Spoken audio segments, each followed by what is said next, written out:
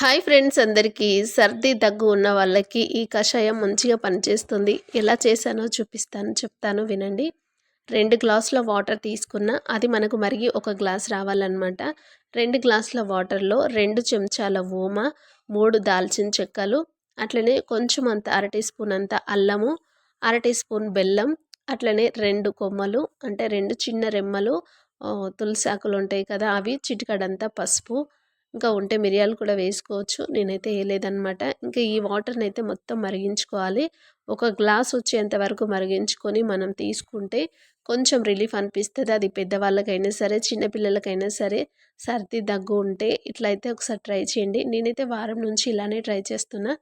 కొంచెం రిలీఫ్ అనిపిస్తుంది ఫ్రెండ్స్. మీలో ఎవరికైనా, మీ ఇంట్లో వాళ్ళకి ఎవరికైనా కావాలంటే ఇలా చేసియండి. వీడియో నచ్చితే లైక్ చేయండి, షేర్ చేయండి. ఓకేనా friends? Thanks for watching. Bye అందరికీ.